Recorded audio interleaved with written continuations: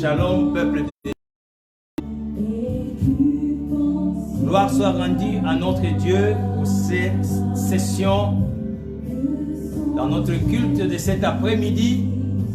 Nous bénissons le Seigneur pour sa grâce et pour sa bonté. Nous bénissons le Seigneur pour sa miséricorde. C'est Dieu qui nous a accordé sa grâce afin d'être dans sa présence, bien-aimé dans le Seigneur.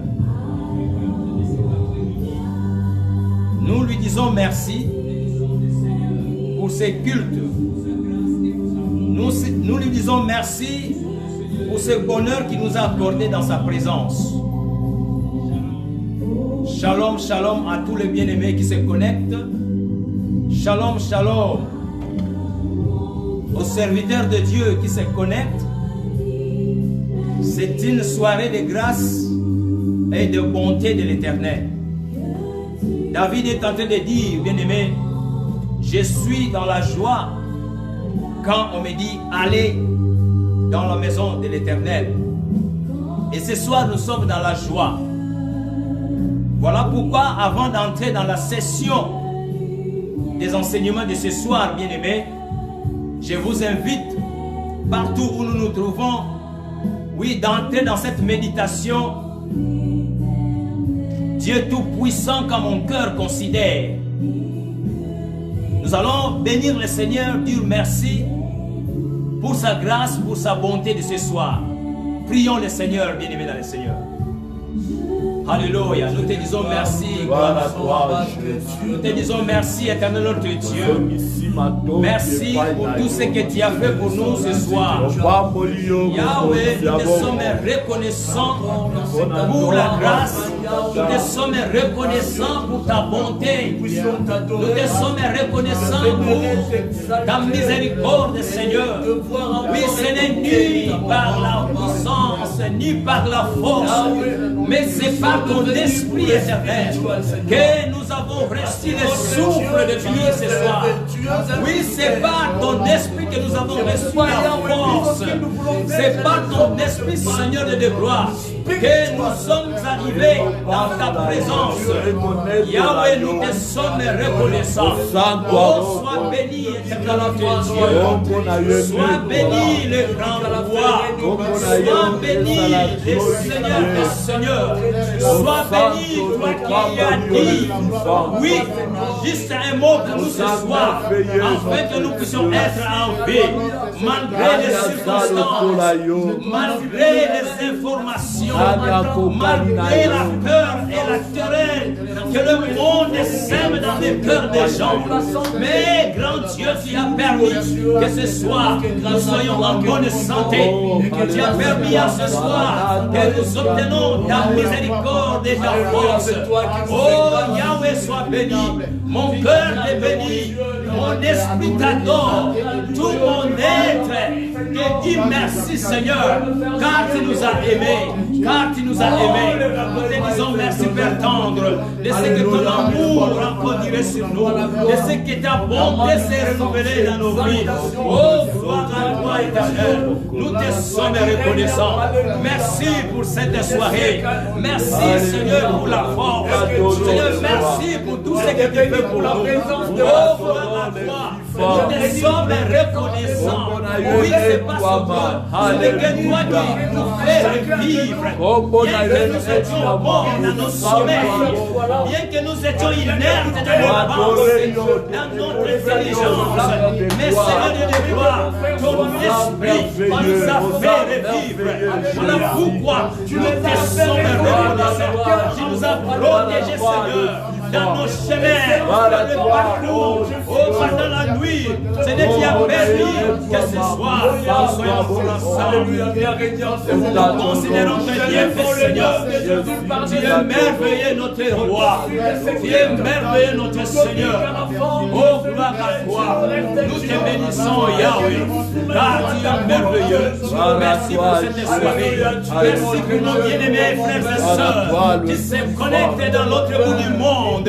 Oh, merci éternel notre Dieu pour tes serviteurs qui se connectent dans cette session. Oh, gloire à toi.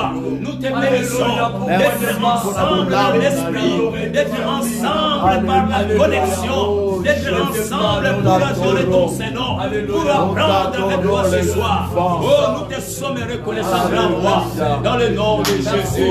Dans le nom de Jésus. Alléluia. Alléluia. Alléluia.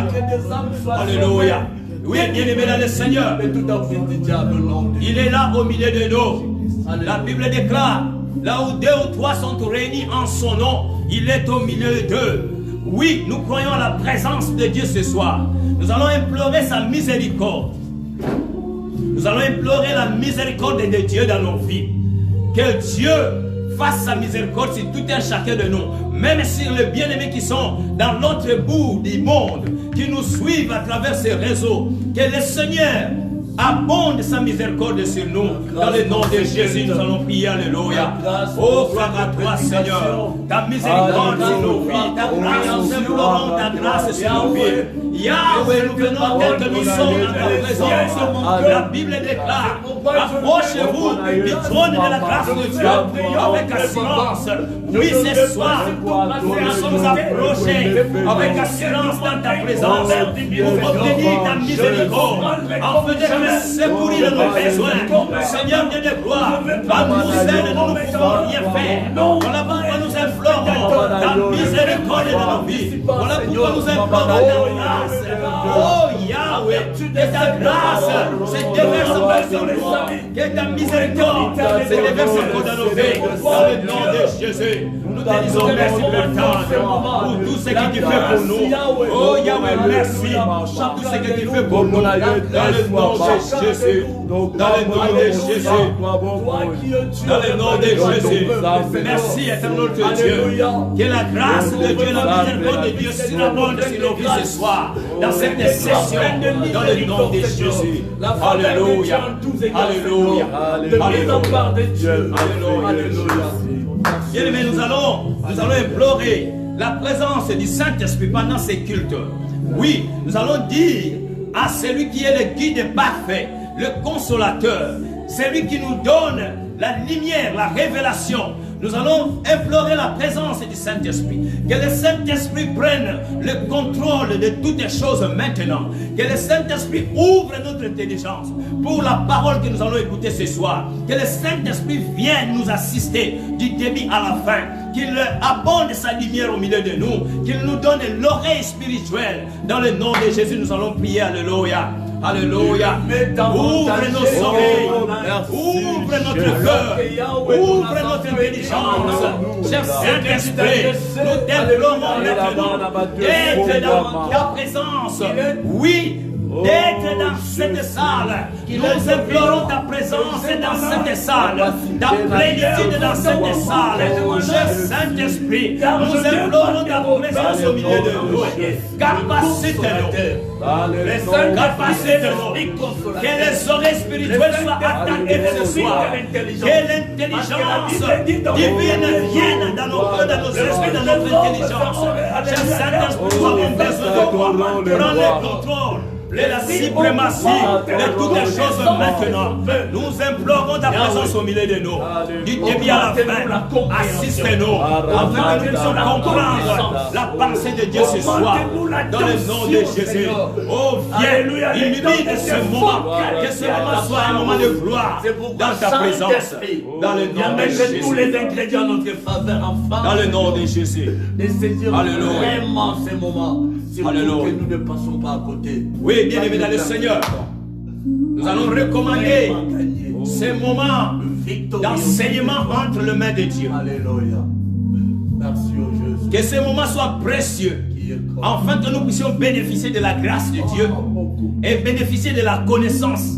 La Bible déclare dans le dernier temps, la connaissance augmentera. Et quand nous avons la connaissance, bien-aimés, nous entrons dans la révélation de la parole de Dieu. Et quand nous entrons dans la révélation de la parole de Dieu, cela nous donne une position par rapport au temps que nous vivons. Oui, nous allons recommander ce moment de la parole entre les mains de Dieu. Que le Dieu d'amour nous enseigne lui-même ce soir. Et recommander ainsi le prédicateur, l'orateur de ce soir entre les mains de Dieu.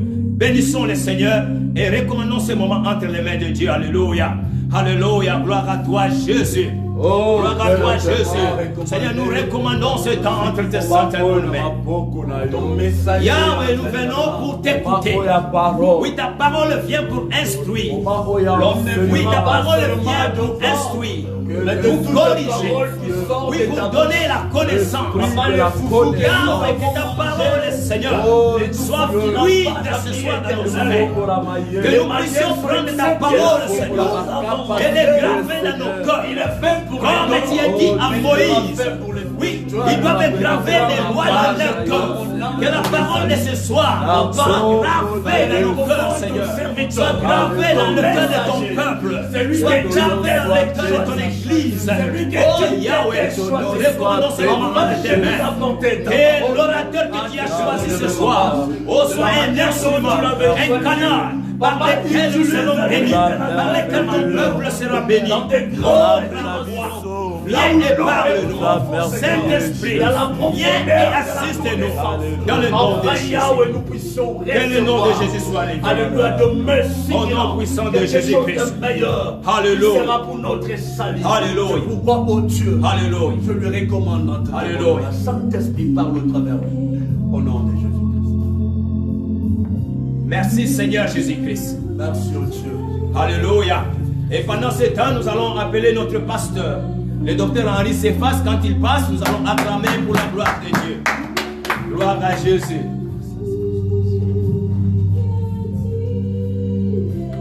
Amen. Amen. Topamboli nzambe pour la présence na yo. Topamboli nzambe pour la présence na yo. Tokoti na deuxième jour na biso ya enseignement na tina ya mwasi oyo afandi likolo ya nyama. Mwasi afandi likolo ya nyama. Donc le deuxième jour na biso ya enseignement.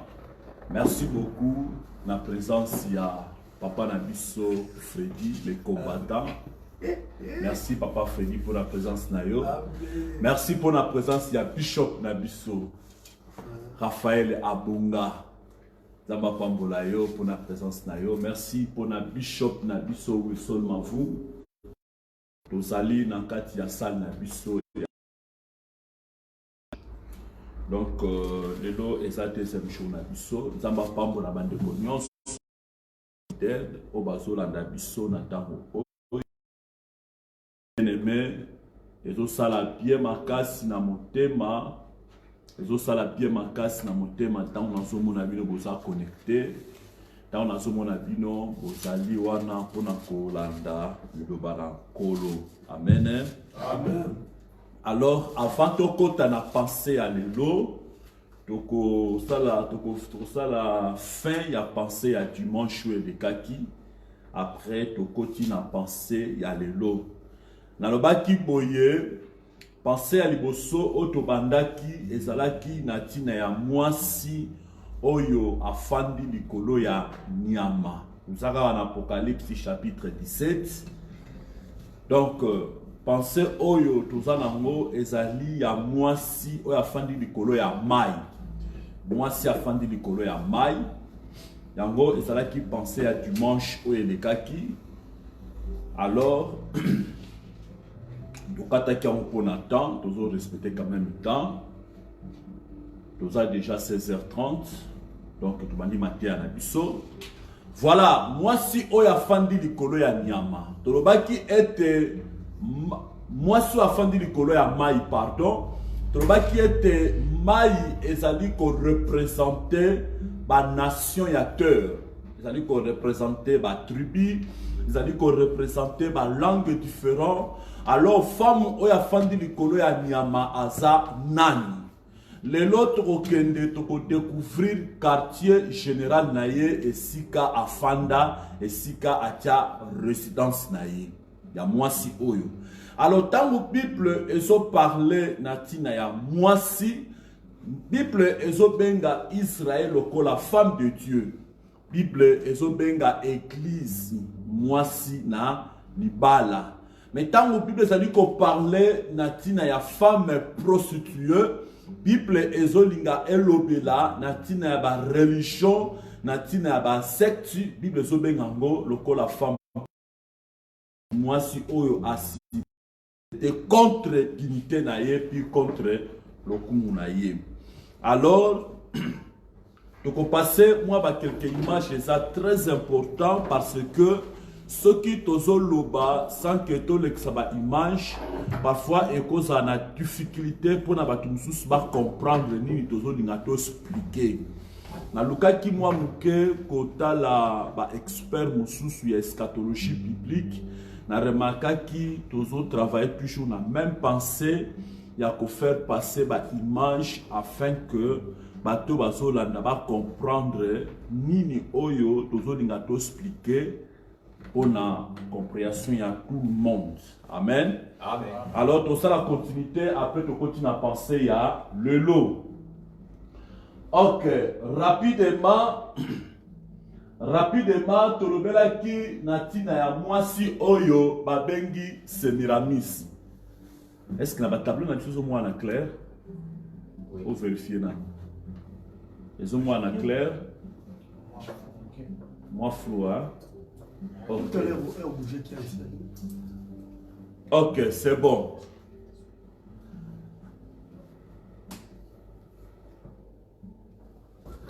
Ok, c'est bon. Alors, tout ça là est fort lukato améliorer l'image na biso afin que bato pe baza musika ba meka ko comprendre nini tozo lancer ba image ni tozo expliquer.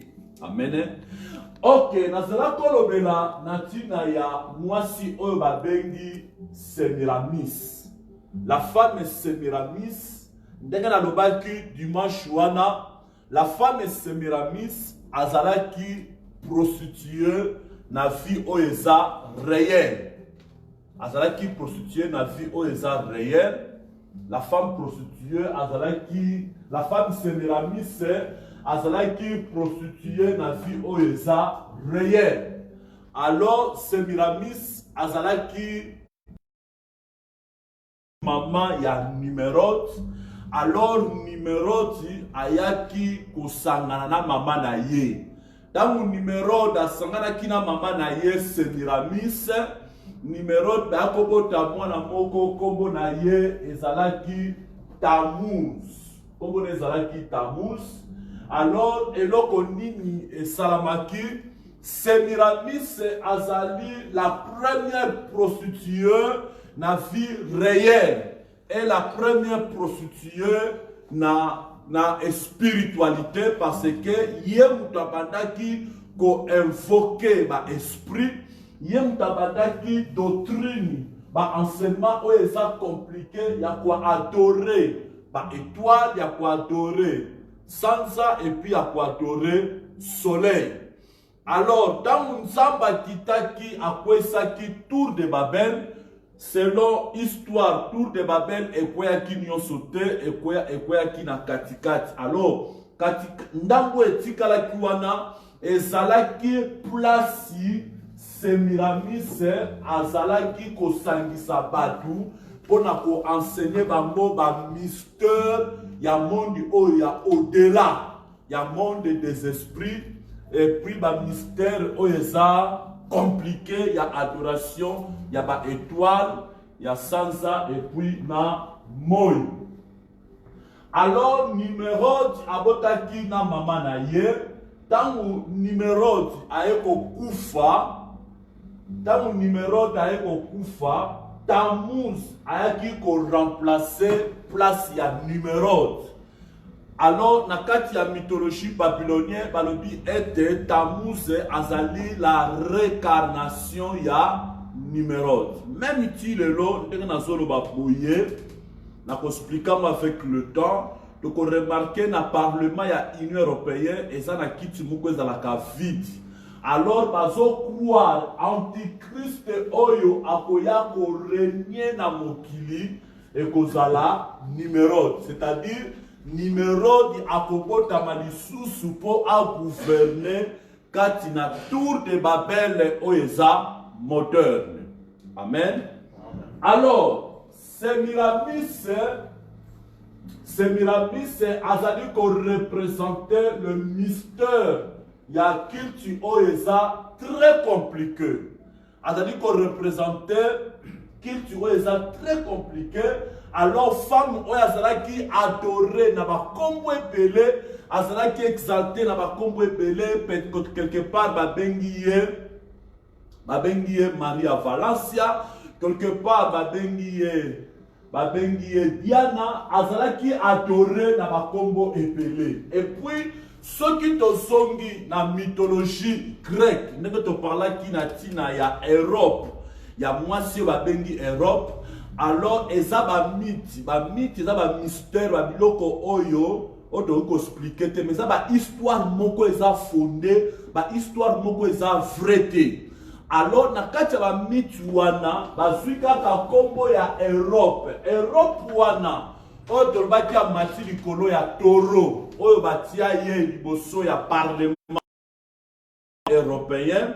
Europe wana femme wana Europe amataki likolo ya toro ezali kaka ye moko Semiramis, ezali kaka ye moko Semiramis oyo azalaki adoré kati na mythologie grecque, bazalaki ko lever et puis babengaka ye déesse oyo azali reine ou princesse ya likolo. Amen. Alors, sur le tableau de nature, on remarque qu'il a pointé tous les 4 coins cardinaux. Et il va simplement que culture oyo, bazo sala lelo, ba culture est compliqué, fondement na yango et où tu es pas ya mwasi oyo oba bengi Semiramis. Na répétez bien, même la femme Europe, parce que n'a pas qui question moko ya bongo deux questions na messagerie, bah nous sommes à une confusion pour na Europe na Semiramis. Même la femme Europe, yemoko kaka Semiramis na kati la pratique la culture oeza très compliqué. Amen. Ok, rapidement, tozo pousse un peu tozo le cas rapidement. Alors, na kati ya culte ya Semiramis, bazalaki ko adorer, ko adorer nini? Ko adorer ba astre, ko adorer étoile, la lune, ko adorer ba soleil. Alors, Nzamba yebisaki Moïse na Deutéronome que ezalaki interdit pratique ya ba adoration wana. Na Deutéronome chapitre 4 verset 19. Même na kati ya Israël, ezalaki na batu mususu ba defiaki o ba kotaki na kati ya culte ya mystère ya femme oyo babengi Semiramis. Jérémie azolobela ngo na mukanda ya Jérémie chapitre 44 comme dans le verset 17 tina verset 20. Comment ba Israël mususu ba comment ko adorer ba astre, ba comment ko prosterner, ba comment ko sala ba mapa pona ko pesa ba sacrifice na pona ba astre o Nzambe a créé. Alors eza culte moko ya kala, culte ya la lune, c'est-à-dire lune o ezali na forme moko croissant. Donc ça culte ya lelote et ça ba culte moko ya kala. C'est pourquoi Nzambe abimisaki Abraham et kati na culte wana afin que Nzambe abandana Abraham et culte moko ya sika.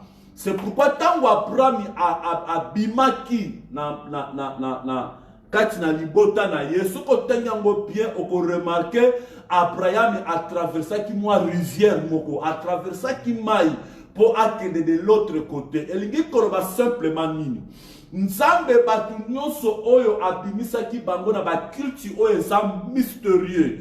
Lokola ba Israélien o bazalaki na Égypte. Nzambe tanga bimisi bango na Égypte, il fallait ba traverser mer Rouge. Et l'ingi koroba simplement tango mutu azopima azobima na vie moko ya kala, il faut à passer na mayo dali maya ya baptême. Voilà, et ça va culte ya lelote, et ça va culte moko eza très compliqué, et puis culte oya adoration ya ba astre on nzamba créa. Bien aimé, ezo salamati lelo, et ça na batu o bazali ko adorer ba étoile, et ça na batu bazali ko adorer ba sanza ba moi bazali ko invoquer yango. Ba misusu kutu ba adoraka même ba planète. Ba misusu kutu donc ba osala ba pratique moko eza très compliqué. Et ça culte ya lelo te ezali culte moko e utaki na enseignement ya mama ya Nimérode, oyo azali pe mama ya Tammuz, oyo azali pe mwasi ya Nimérode, oyo tozobenga na kombo ya Sémiramisi. Eza ba grand mystère. Alors prêtez attention bien-aimé, nalingi na expliquer moi eloko mo eza très important. On remarque na likolo. On remarque na likolo na komi Nimérode, na première rangée na komi Nimérode, na deuxième rangée na komi Tammuz, na troisième rangée na komi Sémiramis. Alors, ce qui totali na ba rangée oyo nyonso, on peut remarquer oyo lelo ba bengelaka princesse oyo. Alors, Nimérode oyo azali mobali ou azali mwana ya Sémiramis, na kati ya culte wana ya mystère babengaka ye Seigneur, babengaka ye Baal, babengaka ye El, babengaka ye Belus, et puis babengaka ye Ninus, babengaka ye Zéu, babengaka ye Jupiter, Osiris, Vishnu, babengaka ye Pankour, Kyotel, babengaka ye Odin. Et puis, oyo nyonso ezali ba kombo oyo babengelaka Nimérode. Et puis ba kombo oyo soko remarquer, tokomona ngo ezali te ba magasin, tokomona ngo omona ba komango quelque part, eza ba kombo oyo ezali ko représenter culte ya Nimérode, c'est-à-dire culte ya mutu oyo asala rébellion contre Nzambe. Batu bazali ba prostitue, batu oyo bakabwana na Nzambe. Awe ezali culte ya mwana ya Nimérode oyo babengi Tammuz. Babengi Tammuz. Azana ba plusieurs noms oyo na tie awa na tableau eza ba kombo ya Tammuz. Et awa na troisième rangée tomona Sémiramis. Sémiramis oyo azali reine ya ciel oyo ba adoraka. Nazo si rappeler tant tozalaki bana mikie, tant tozalaki okola. Et c'est là que ceux qui ont tali sansa aussi mon lokola mwasi moko baza na kati ya sansa amima mwana moko na Mukongo. Alors tant tout cela okola soko tuni question pa ya mama zo ebisa yo no mwasi wana soko akotaka soki na zamba soki comment. Alors mwasi yango après akutana soki na bilima na ebite na bosani histoire yango ale mwasi yango bazwaye atikala na sansa. Soko tali histoire yango bien, oko remarquer que même bakoko na biso kati na bakilti ya ba église de noir, même bakoko na biso bazalaki na kati ya ba pratique ezalaki compliqué, pratique ya adoration ya ba akela. Alors moi swana o ba papa na biso ba mama na bazala na biso ete akotaka na zamba lelo wana ezaye moko Sémiramis oyo babengi na français reine ya ciel, princesse ya ciel. Amen. Ba européen babengaka ye princesse de l'Europe. Alors aweza ba kombo na ye, aweza ba kombo na troisième rangée, babengi ye Astaroth, babengi ye Astarte, babengi ye Rhea Ishtar.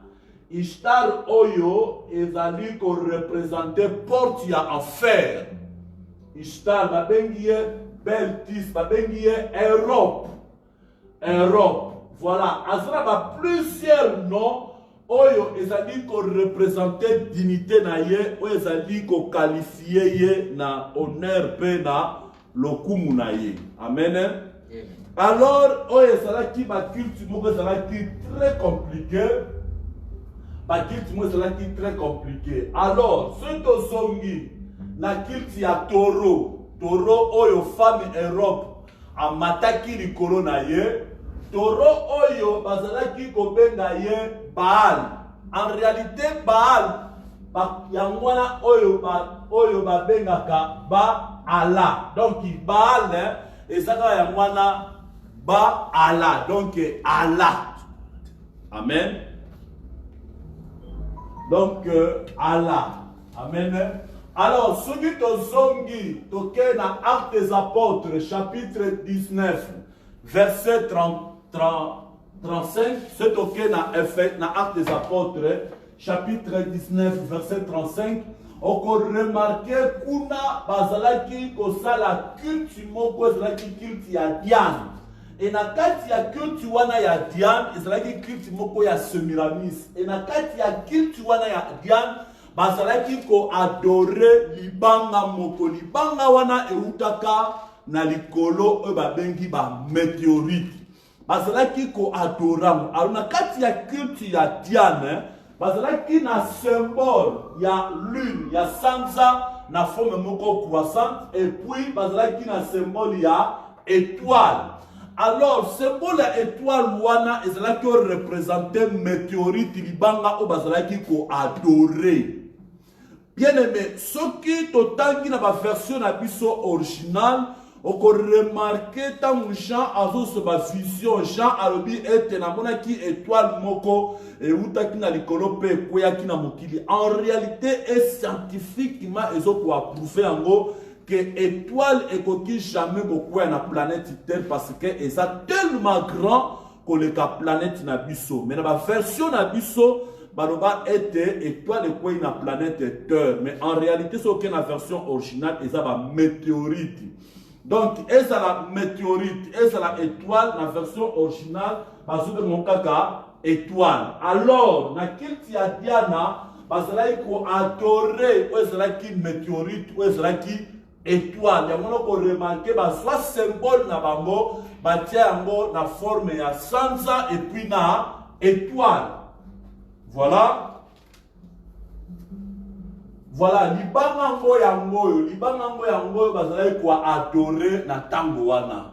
Na kati ya na Efes bazalaki ko adorer libanga o. Et même libanga yango lelo eza na Mecca.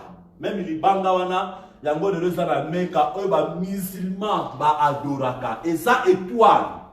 Météorite oyo eza étoile. Oba misima ba adoraka ti lelo e full ya batu bazo baluka zinga ya libanga wana pona ko rendre ye hommage et puis adoration. Amen. Amen. Alors eza culte moko eza compliqué to ko remarquer culte wana ezali partout na bisika nyonso na Islam, même na kati ba pratique ya kala bazalaki ko adorer toujours sanza o eza na forme moko croissante depuis na étoile. Yango ko remarquer lelo na Islam bazwa symbole na bango batia symbole ya étoile et puis na ya sanza. Amen. Voilà, o ezalaki penser o toyaki ko suka na yango dimanche passé. Ezalaki penser o ezalaki dimanche passé to kataki. Mais ce qui est dans Apocalypse chapitre 12, dans Apocalypse chapitre 12, on peut remarquer apôtre Jean azalaki kozwa vision moko. Vision oyo Jean azalaki kozwa ezalaki a mwasi moko azalaki na 12 étoiles. Na 12 étoiles, je crois que bandeko o bazolandanga bazomona image oyo. Mwasi moko azalaki na 12 étoiles, azalaki na zemi. Et puis azalaki enveloppé na soleil, et puis anyataki sansa na makolo na ye. Mwasi oyo azo représenter l'église. Comment que l'église est na se ya couverture ya soleil. Est na se ya couverture ya soleil. Église est na couronne, c'est-à-dire mutu oyo alataka couronne aza mutu aza vainqueur. L'église ezali lisanga ya ba vainqueur. Amen. Amen. Alors, soko tali mwasi aza na zemi en réalité ezali kaka ko représenter promesse, c'est-à-dire l'église eza na zemi et puis église ali cause la promesse. Alors soko tali na se okomona ke mwasi anyati sanza. Alors, Sanza, ils ont dit qu'on représentait le culte mystique. Ils ont dit qu'on représentait Reine Mobimba. Ils ont dit qu'on représentait le royaume. Ils ont dit qu'on dominait 4 Namukiri Nabiso Yase. Alors, on remarquait l'église souverainement élevée. Likolo ya ba religion nyonso, likolo ya ba culte nyonso oeza mystérieux. Nzambe azwaki sanza atango na makolo na se ya makolo ya église. Ya boko remarquer christianisme eza religion te. Christianisme eza religion te. Christianisme ezali royaume ya Nzambe sur la terre. Amen. Religion elingi koloba simplement ba na batu oyo basangani pona koluka Nzambe. Mais na kati ya christianisme ezali mutu te mutu akenda koluka Nzambe. Ezali Nzambe nde mutu akoluka mutu. C'est pourquoi christianisme ezala jamais religion. Christianisme ezali royaume. C'est pourquoi tant Christ ayaki après chaque natina ya royaume alors bi répandez-vous car le royaume de Dieu est proche. Amen. Même Jean-Baptiste après chaque natina ya royaume. Alors l'église est un royaume mobimba. C'est-à-dire royauté ou c'est-à-dire le surnaturel où Nzambe a posé en haut likolo ya ma religion nyonso ya terre.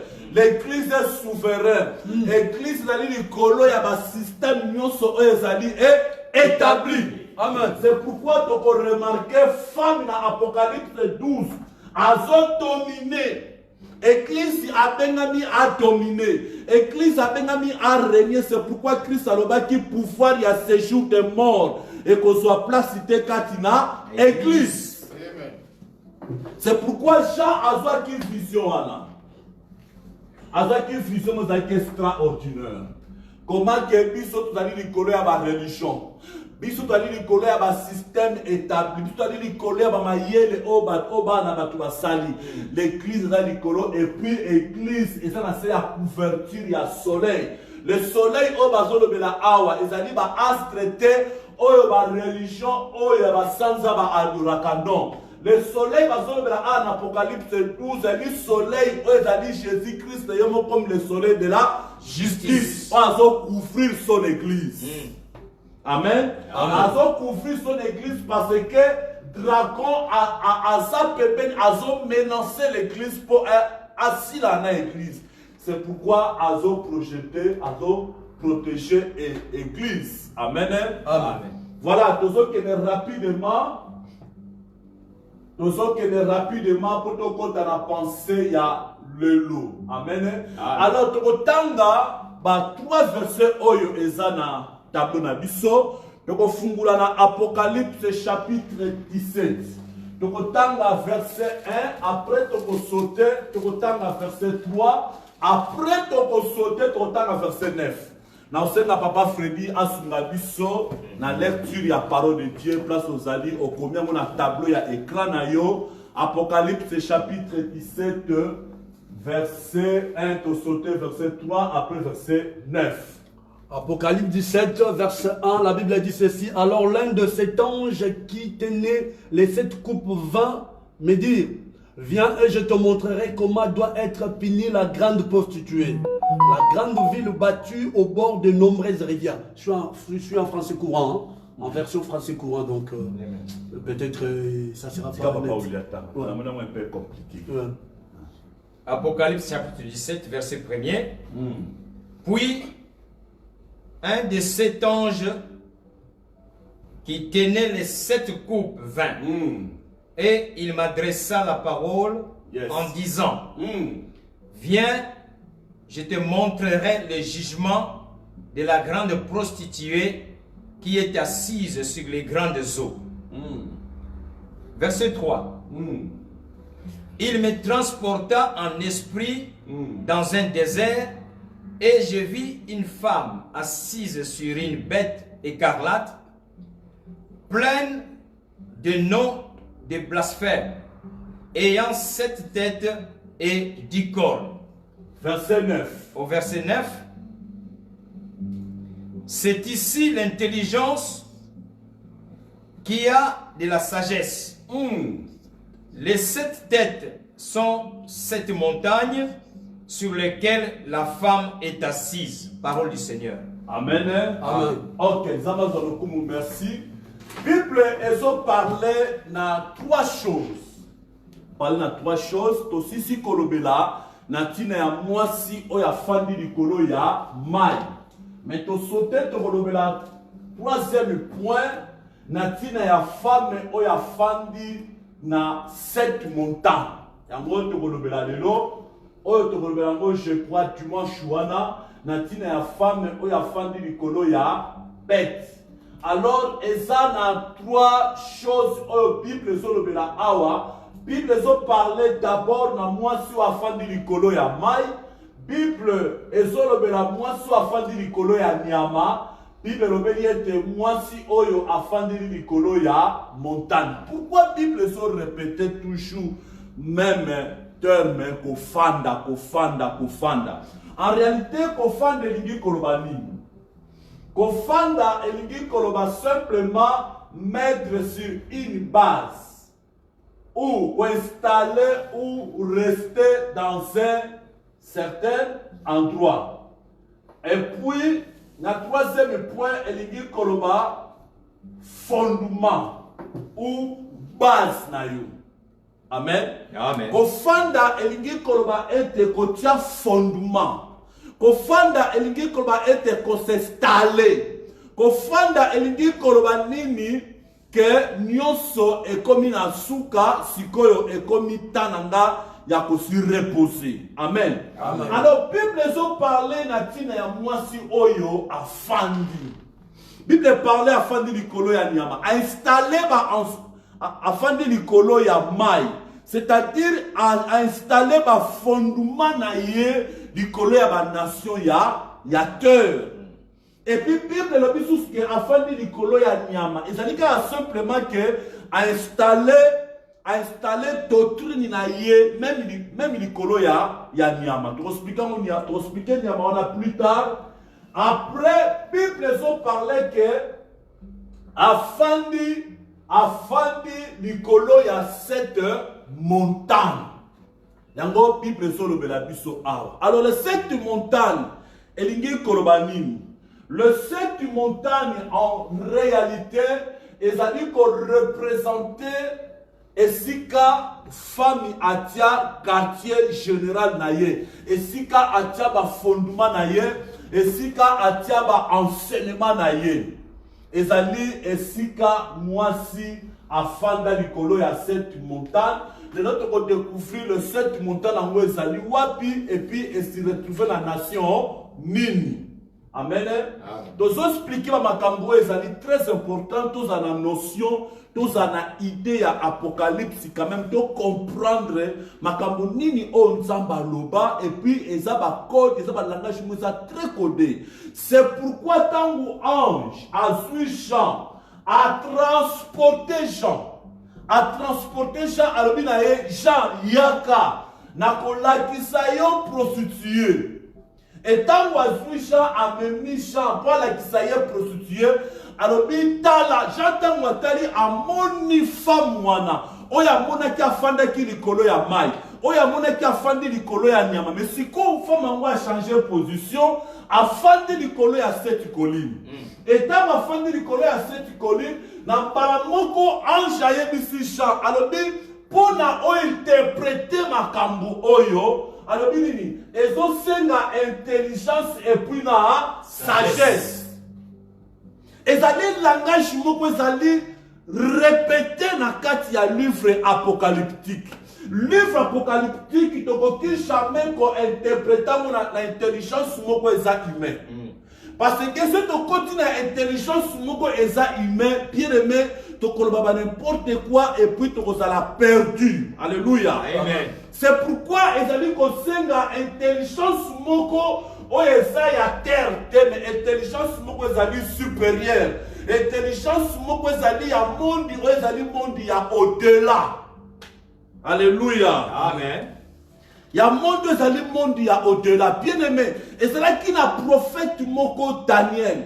Ye azala ki na esprit supérieur et puis azala ki na intelligence na sagesse il y a monde, il y a au-delà. Ce qu'on remarque, Daniel a cela ba interprétation, il y a ba écriture moko za énigme. Mais tant que Daniel a monaki makambu ya tana biso, Daniel a koka ko interpréter en moti. Mabasona soloba. Daniel a expliqué le boko oye dimaki na mir, oye komaki men tekel. Mais tant que ange a solana Daniel a expliqué ba makambu ko sala manatante de la fin. Daniel a ébisi ange a dit mon Seigneur, na yoki makambo lobi mais na comprendre de l'autre côté. Ange a ébisi Daniel. Makambo ezo concerné ote yo okoleka makambo eko sala manatante de la fin tango connaissance c'est ça nini et kola bien aimé tozali na temps oyo Daniel a monaki esika intelligence ekoli esika mayele na batu ekoti na explosion et puis l'homme a commis incapable de supporter même intelligence na ye. Yes. Alors, tant monde est bien aimé, pour interpréter livre apocalyptique, pour interpréter Makambo Oyo, et aussi la intelligence et puis la sagesse. Sagesse, et la sagesse, et terrestre, et la sagesse, et la monde, il y a au-delà. Et les sagesses Oyo, et parmi l'esprit de l'intelligence. L'esprit de sagesse est parmi les 7 esprits Oyo Nzambe asopa kati na église. Parmi les 7 esprits Oyo Nzambe asopa kati na église, on remarque esprit à l'hypothèse, esprit du Seigneur, et deuxième esprit dans l'esprit à intelligence, et pour l'esprit à sagesse. Alléluia. Amen. C'est pourquoi ange a qui chante, il faut intelligence.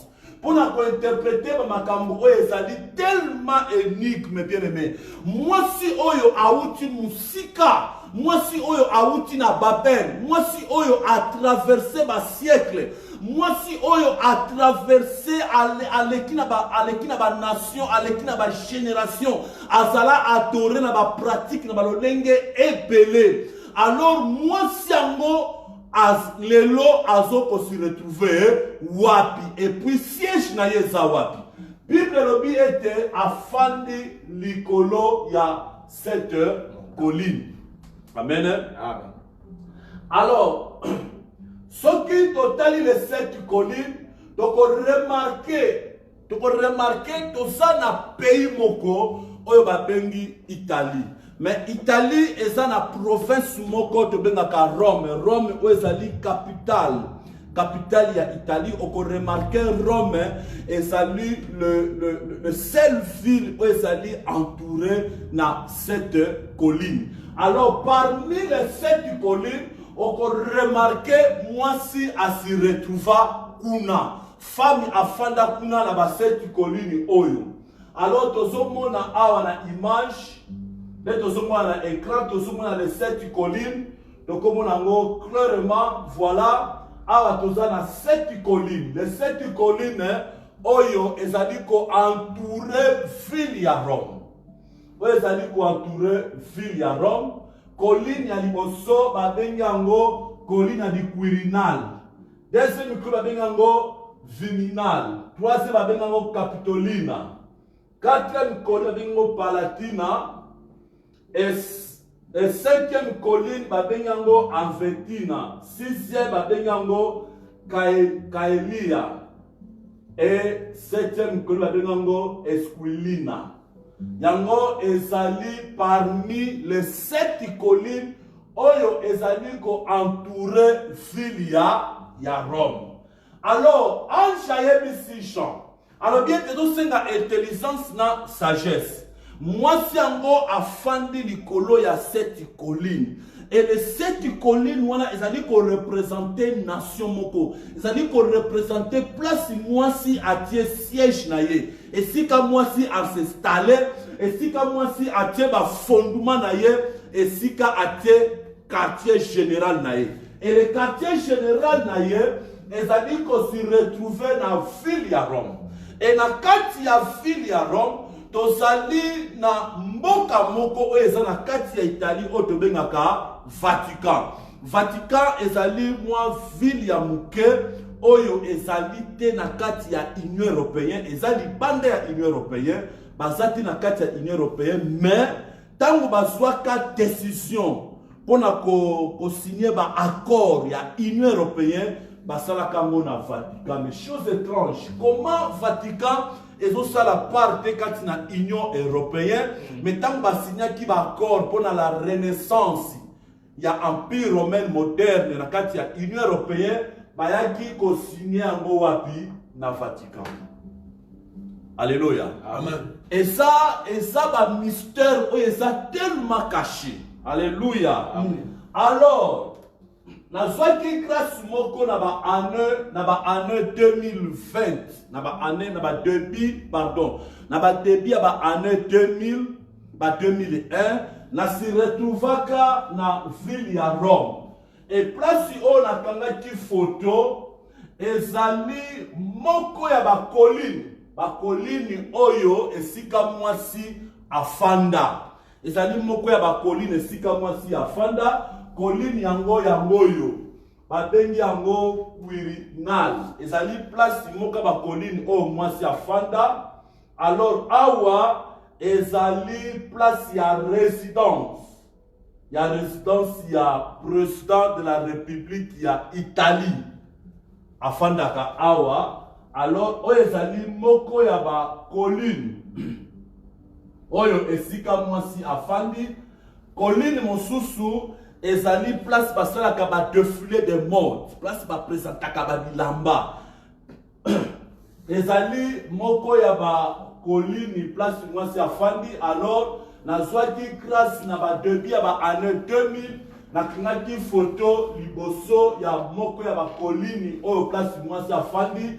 Et na même lieu ezali place esika ministère ya défense ya Italie et Sali. Amen. Amen. Voilà, rapidement. Awa tosomona esplanade oyo eza clairement soko taliango eza na forme ya fungula. Eza na forme ya fungula talango bien. Eza na forme moko ya fungula. Alors oyo ezali Vatican esika ba bengaka na italien Piazza di San Pietro. Donc Piazza di San Pietro, La place de Saint-Pierre. la place de Saint-Pierre, voilà, la place de Saint-Pierre na italien ba bengango Piazza di San Pietro. Alors Piazza di San Pietro eza eloko mususu. Et basilique de Saint-Pierre pe eza eloko mususu. Oyo ezali piazza, donc centre ya Saint-Pierre. Alors awande ezali basilique ya Saint-Pierre. Alors oyo tozomona awa ezali esika mwasi atia siège na ye. Esika Semiramisi atia siège na ye. Esika princesse ya ciel atia siège na ye atia yango na Vatican. Alors mwasi oyo abimaka mingi na Italie. Dernièrement abimaki na basilique moko babengi ezana province moko ya Italie babengi yango Caravaggio. Mwasi wana abimaka kuna abimaka ba place ebele. Et puis babikeko mingi na Italie oyo représentaka mwasi wana babengaka ye lelo Madonna. Babengaka ye Marie, quelque part babengi ye Vierge Marie. Alors mwasi yango na babikeko mingi na Italie omona ye aobimisa ba makila, omona bat pasali mulongo bazokende bazolela et puis bazo makila bazopakola banzoto na bango. Alors eza un grand mystère. Mwasi oyo asala siège na ye na Vatican. Awa ezali Piazza di San Pietro, awa ezali basilique ya Saint-Pierre. Amen. Amen. Alors place oyo batia basilique ya Saint-Pierre. Pourquoi babengaka ngo basilique ya Saint-Pierre? Parce que tango apôtre Pierre azalako kima persécution, parce que persécution est comme makasi. Apôtre Pierre azalako kima. Pendant qu'apôtre Pierre azalako kima persécution, et l'okoni ne salemaki. Apôtre Pierre a kutana na Yesu na nzela. Yesu abisi Pierre, abi Pierre, soko bimi na Rome. Soko bimi libanda ya Rome, okei yebango etenga na kosunga pona kufa so pour la deuxième fois. Il faut se requêter à son malam. Et tant que Pierre a son qui a tengi son malam, parce que Pierre ba crucifié qui na croix, Pierre a rebâti botianga mutu na se makolo likolo na kufa te lokola Seigneur na ngai. Batiake mutu na se et puis makolo likolo. Pierre a kufaki et puis ba enteraka ye na lieu oyo. Ici ka ba enteraka Pierre. Alors avec le temps na ba archéologie, tant bazo sala ba découverte na bango ba yaka ko découvrir parce que na tant que ba kundi mutu baza ko koma na kati ya tombe na ba tie libanga ba komi kombo ya mutu wana. Bakuta libanga moko na tombe wana ba koma Saint-Pierre disciple de Jésus-Christ. Alors place d'abord soit ni kuwa wana ba ko comprendre que non awa il faut ba tombe la basilique ya Saint-Pierre parce que ezali coutume ya ba catholique kotonga ba basilique na bango likolo ya mikuwa ya ba saint. C'est pourquoi ba tonga tango awa. Amen. Amen. Et puis nazwa ki grâce moko quand on a la visite à Rome, na yako kotati na ba cave ya Saint-Pierre na basilique wana c'est bien aimé et ça deuxième monde. Et ça monde moko ça très compliqué. Nous allons kana ami moko évangéliste Alvaro. Yeti de loisaka na Rome. To kitati na ba se wana ba cave wana to yako mona ba santu oyo bakufa oyo catholique abengaka ba santu et kuna na César molili moko incroyable et ça plus que cimetière parce que cimetière toute na journée za la lumière mais kuna na se bose batte direction za nini mais bozo la da ba bougie bozo la nango tibo kine malibanda mais bozo mona batu bafuka bana molili bozo mona ba kora ba pape oye bakufa kala et puis tant bozo la da direction ba bougie bo kine ko bima na centre place bo kine ko bima ezali esika batia tombia ya Saint-Pierre. Amen. Et ça place moko ça très mystérieux et puis très compliqué. Amen. Alors oyo ezali Vatican esika femme atia base na ye. Ce totali esplanade nango comment que ezomo na clairement a tozomo na multitude de gens oyo bazali ko poussa na liboso ya mwasi pour adorer la reine du ciel. Et puis le 15 août ezalaka date moko spéciale pour la catholique. Pourquoi? Ezali date oyo mokolo oyo Semiramisa kitaka na Vatican pour basala accord. Ezalaka le 15 août, la date très importante pour la catholique. Ok, rapidement tozo kende. Voilà, ce qui toque dans le centre, tu vas remarquer, c'est un grand mystère. Ah, dans le centre, tu vas ezali na obélisque moko na kati ya centre na yango. Et na kati ya centre ezana obélisque talango très bien. Tu vas yango yo obélisque mo na kati ya centre. Na kati ya centre ya Saint-Pierre.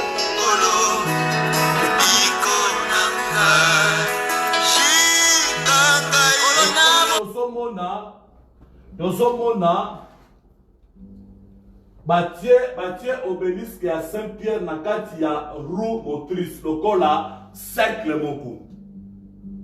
Et ça ba mystère makasi. Omoni obélisque oyo eza original. Et ça dit que catholique n'tasala mo non. Ezali obélisque moko eza original euta na Babylone. Euta na Babylone. Ezali obélisque moko eza original euta na Babylone. Obélisque oyo. Ezali culte mobimba ya Baal. Nandanga très bien. Ezali culte mobimba ya Baal. Obélisque oyo ezo représenter nini? Ezo représenter culte sexuel. Donc, culte, il y a rapport sexuel. Donc, c'est là qui culte, c'est là qui pratiquait na katia culte, il y a Baal. Et puis, dans le centre, na yango, bâti roue motrice moko. Et ce côté, yango, au moins, que roue motrice, ezali presque partout. Bisika nous, na Europe, batombola obélisque, bâti na katia roue motrice on a centre na yango. Alors, dans très bien, on a quelques images. Par exemple, ce qu'on na place de la Concorde na Paris. Na place de la Concorde à Paris, on peut remarquer awa nandambu batie obélisque. Batie obélisque kuna awa batie roue motrice moko nandambu. Boso mona image yango. Alors, eza image moko oye eswami na coin.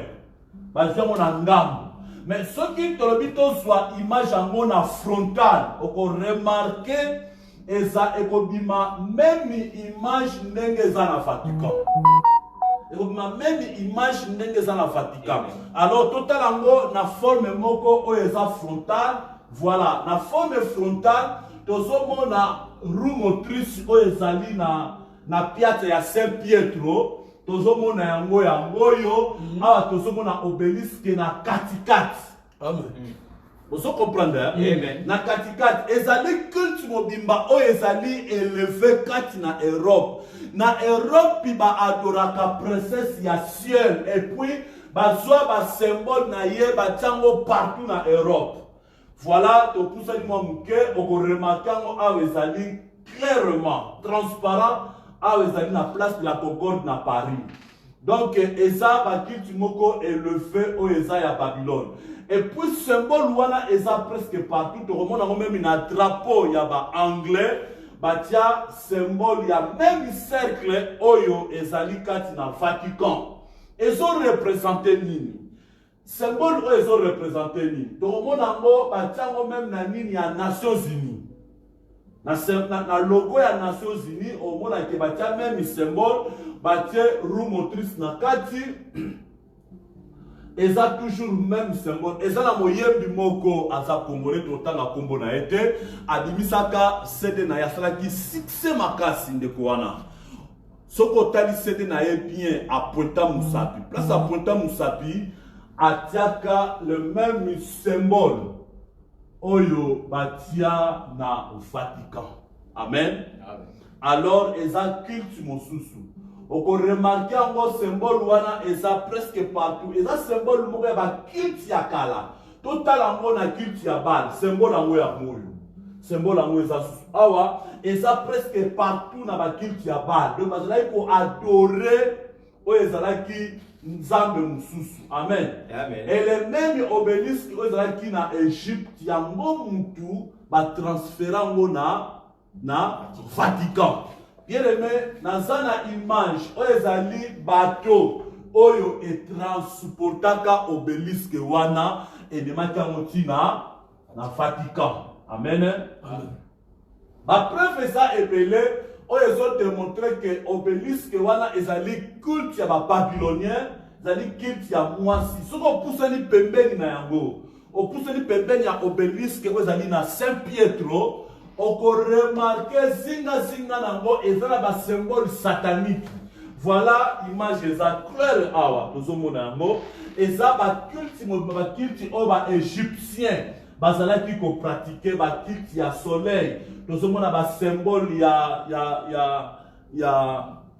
ba symbole ya ba corne na forme moko ya lune croissant. Donc le même symbole au monde nango ba tango tina symbole ba américain. Voilà. C'est un logo américain. Donc, ezali culte moko ya monde parallèle, ya monde moko eza tellement diabolique. Surtout que na Washington, même na Washington, on peut remarquer batango na centre. Ce qui soleil et bandi ko tombwama et tombwama kana direction ya obélisque ezali na Washington. Ce qu'on t'a bien, on remonte même na Washington, batia roue motrice moko, batia na kati ya cercle moko. Ils ont représenté quelque chose. Amen. Amen. Voilà, rapidement pour tout ça, il attend. On peut remarquer les mêmes symboles, il y a obélisque, il y a ezali, à partir, il y a Nicolo, il y a tous les faits à Paris. À ezali symbole, il y a Dieu la lune. À ezali symbole, il y a culte, il y a Baal. Donc, nyonso, ezali qu'on représentait un culte, ezali élevé pour la divinité moko païen. Et ça presque partout. Ah, c'est ok, na Buenos Aires. na Argentine, on peut remarquer que toujours na kati ya cercle, na kati ya centre. Et il représente nini en réalité. Même si tu es par exemple na Rome, toujours na kati ya cercle. Même si tu es na Angola, à la place batia corps, il y a premier président, il y a Angolais Neto. Donc parce qu'il est moi obélisque. Même si on est dans la province de Moussou, toujours dans Katia, il y a centre, Koloba, Nini. Même en Angleterre, c'est la même chose. Alors, si on est dans le Brésil va s'exprimer clairement. Là, image bien aimé. Brésil va s'exprimer clairement. Dans le Brésil, total, il y a un basé obélisque dans Katia centre. Awa batie vagin à moi la moi. Pota la image ya moi. Comment hein? Donc awa na Brésil va s'exprimer clairement. Elingi kolobani. Elingi kolobake ezalaki culte mobimba ya sexualité. Ça y culte ya sexualité. Oyo ezali ko représenter sexe ya moi na mobali. Obélis ezali ko représenter sexe ya moi na mobali. Oyo ezali ko représenter vagin ya mwana mwasi. Donc ezalaki kitu moko ya bal esika bazalaki okota so bakoti kuna ba adorer bal après bakosala ba échange ya basi bakosala rapport sexuel na ndenge ya folie et puis ya foutement ya milimo mabe. Amen. Amen. Alors symbole wana ezo représenter culte mobimba. Ils ont représenté culte mobimba. Alors, fan oyo a fandi a tia siège naye a tia mona Vatican. Et puis a fanda kuna esika a tia ba enseignement naye. On peut remarquer katina église catholique. On peut remarquer mutuna vi naye a tika la okende église a tika la opeso frandité. A tika la kutu ko tata kutu na église te. Moko remarquer ce que mutuana a kufi au mona bakosuaye ba memiye na église parce que lié quitte ya purgatorio, c'est-à-dire bazui ba para ba kopesa offrande après bazui mutuana ba sele ba prière ba transférer à kotalola et ça culte moko et ça démoniaque. On remarquer quand na ba culte wana on peut remarquer et ça ba culte et ça tellement étrange, très compliqué. Et puis, moi si à ça là, siège naye wana. Alors, comment moi si à s'y retrouver qui place wana? Moi si oyo à côté qui place wana comment? Parce que l'église catholique et ça là qui église oba tout le monde va banda kiamo. Ce qu'on a dans mukanda ya ba romain au comment apôtre Paul a commis lettre pour l'église ya Rome. Alors bien était pour ça nanga ezali était naya na Rome na participé et le monde abino et puis na partagé et le monde abino batala oyo nzamba tia katinanga. Et ça église oyo apôtre Pierre a contribué à kimakasi. Et ça église oyo apôtre Paul a contribué à kimakasi. Pendant que Pierre a koufaki, apôtre Paul a koufaki, persécution et yaki makas kat na église au bantuma batiaki na Rome. Pendant la persécution, souffrance et les cas qui bien aimé. Bazo soit ba chrétien, bazo bimisa bango na kati ya stade. Au moins ba bimisi ba lion ba dit ko dévorer ba chrétien. Et c'est là qui fasse beaucoup, c'est là qui difficile et compliqué. Alors, et c'est là qui n'a empereur mot comme c'est là qui Constantinople. Empereur wana tangwa telema pa qui ne ko bunda bitumba. Pendant kazo qui ne ko bunda bitumba na ba adversaire. Azo qui ne ko bunda bitumba na mbala mo tangwa tomboli miso na likolo amoni croix moko dimi na mapata. Et croix wana ezalaki na se ya moto. Donc ils ont payé la moto mais croix ils ont ticate. Ayoki fois moko elobi na ye longa. Alors Constantinople a yebaki te symbole ou ezaki symbole oba chrétien basala ko salela. Constantinople tanga telemi atali croix alobi ngai soki na longe bitumba. Na okoma chrétien. Tango akeipe a longi bitumba, ale aye koluka ba chrétien persécution et si la tango persécution et si li. Bomoni kaka akomi chrétien. Tant que chrétien ba yambi Constantinople, tant que empereur, au lieu ba fandisa ye na kiti ya suka, ba fandisi na kiti ya liboso. Et tant que fandi na kiti ya liboso, entre-temps empereur wana azalaki ko pratiquer culte ya princesse ya ciel. Azalaki pratiquer culte ya Semiramis ya numéro, ba culte ezalaki très compliqué. Alors, empereur wana eloko ni na salaki tango akoti kati na christianisme, malembe lokola salaki empereur abandi kozwa parole muke et tango afi parole kati na église o ba Pierre ba fondaki ba apôtre Paul ba contribuaki et na mbala moko abandi kokotisa ba enseignement ya mwasi wana. Ya mwasi o Semiramis après ba enseignement ya bale koti ba symbole ya ba mythologie babylonienne et quoi envahir l'église catholique.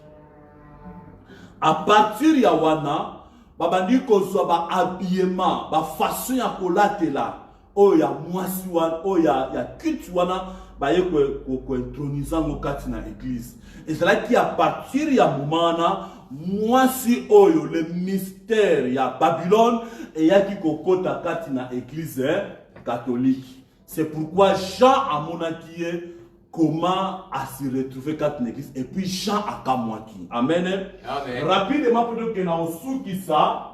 Alors ce totangi na Apocalypse chapitre 17 verset 2, totanga mo s'il vous plaît. Apocalypse chapitre 17 verset 2. Apocalypse 17 verset 2.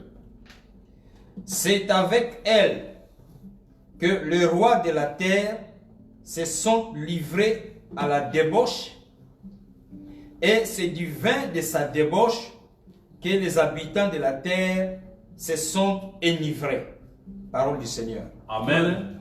Alors, peuple, ils ont continué à faire ça, ma preuve. Ma preuve, ils ont fait ça. Ils ont accepté simplement que la femme a fandi l'icolo. Il y a 7 montagnes, et ça dit toujours Yemoko Semiramis, ou azo régné du colère de la nation ya terre. Alors, Bible dit dans Apocalypse chapitre 7 verset 2, Balobi était royateur, oyo balangwaki, veille à moi suana, et puis bayaki, bapusanaki, na participant na kati ya impudicité na ye et puis ba bisus bazo prosterner.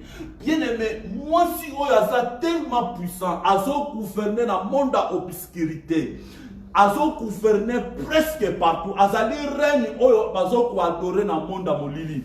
Président mon côté na mokili ya se, ce qui a eu pouvoir, il faut akende koluka moi si oyo.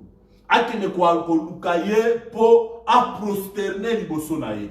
Alors voilà quelques images où ils ont démontré était où ils allaient attitude ya adoration. Voilà à la première ministre, ex-premier ministre italien Berlusconi, c'est un grand milliardaire. Tout ce moment la image azo que les prosterner liboso ya pas pirate. Ils allaient acte moko ya adoration. Berlusconi na kati ya Apocalypse chapitre 17 verset 2 azo représenter le corps la royateur. Eux bazo qui ne ko adorer la femme. Amen. Amen. Et ça bazo ba grand personnage, bazo qui ne ko prosterner liboso ya mwasi. Ah tozo mona ex-président ya Brésil. Andimi même pape azaloboko na ye atia likola mutu na ye. Alléluia. Dans l'Apocalypse, ils ont lobé biso ba makambo ezali ko sala manata na biso. Eza biloko eza frais et puis eza amen. Apôtre Jean azalaki témoin ya siècle na biso. Amen. Apôtre Jean amona makambo koleka na ta na biso azalaki témoin fidèle. Alors Bible so ba exaucer na intelligence na sagesse pour na interpréter amour. Bible dit ba roi ya terre bazo kende ko prostituer ensemble na mwasi. Ah dali ko bona ex-président ya Brésil andini même batia loboko na mutu. Et ça grave yaya.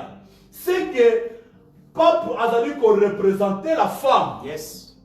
Azali ko représenter la femme, la prostituée.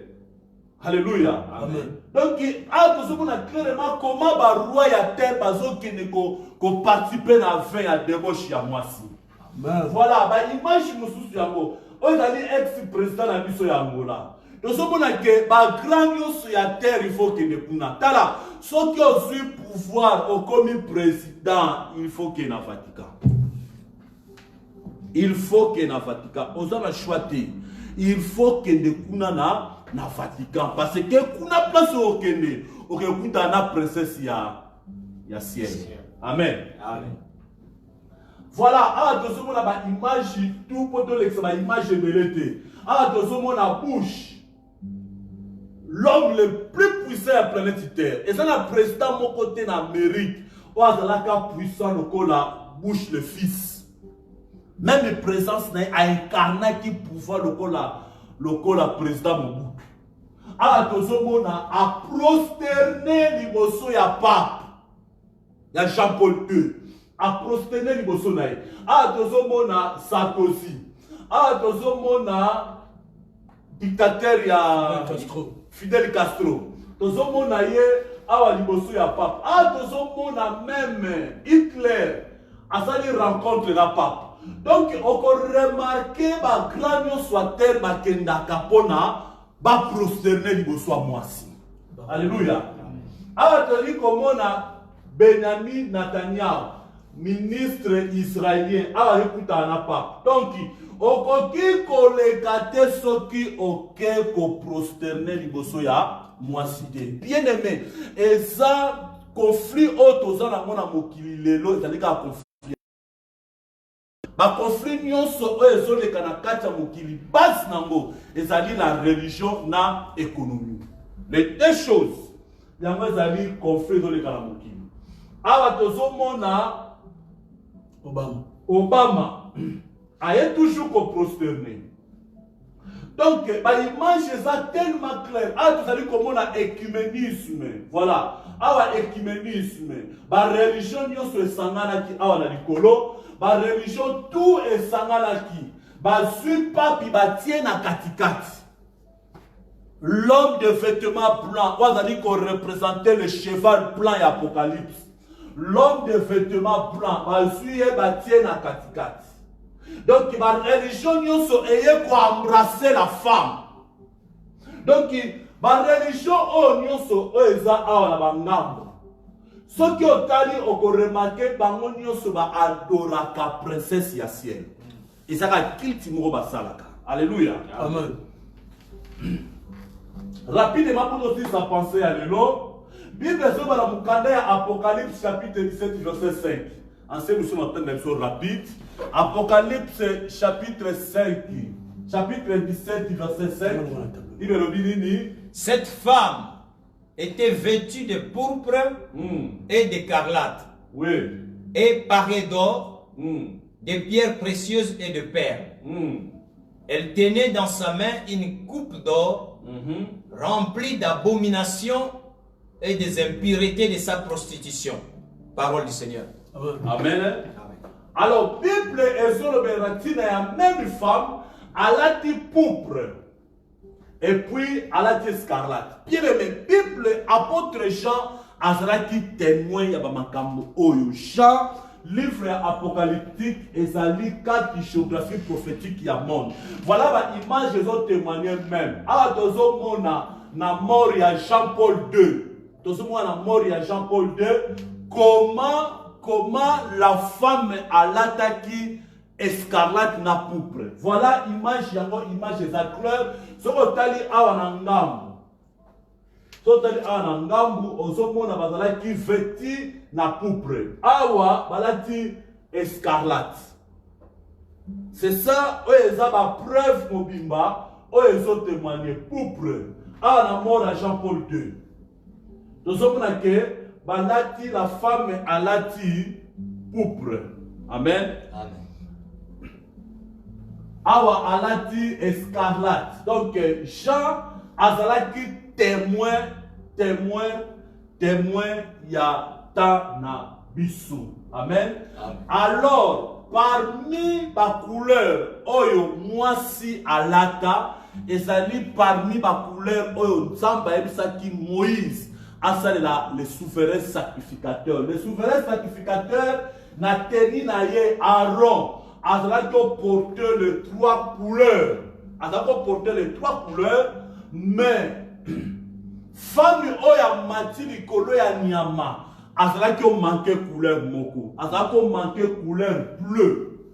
Couleur bleu ezalaki te na teni ya mwasi oyo afandi likolo ya 7 collines. Azalaki na couleur bleu te, mais azalaki na 2 couleurs, azalaki couleur à pourpre na couleur escarlate. Alors les couleurs bleues ezali ko symboliser le ciel. Le ciel. Même le pavement ya trône ensemble ezalaka couleur bleue. Bleu ezali ko représenter la royauté.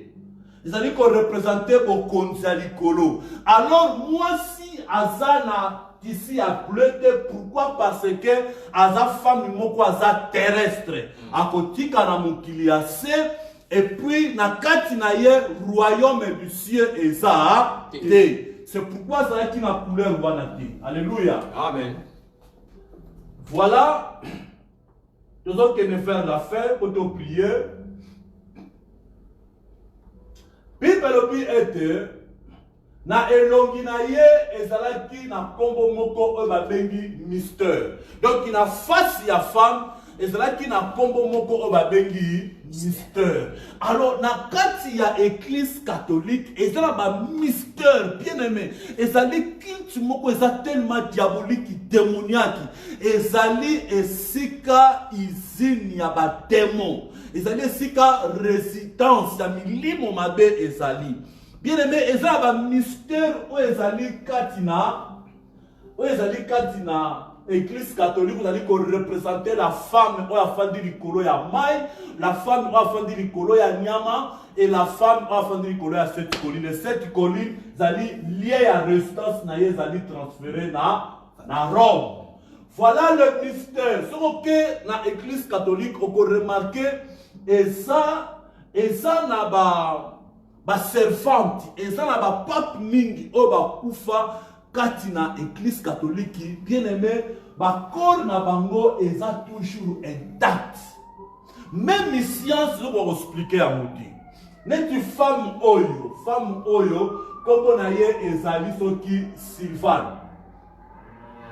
Femme oyo et akufa na 1700. Mais ce qui ont tali corps na ye lokola mutuaza vivant.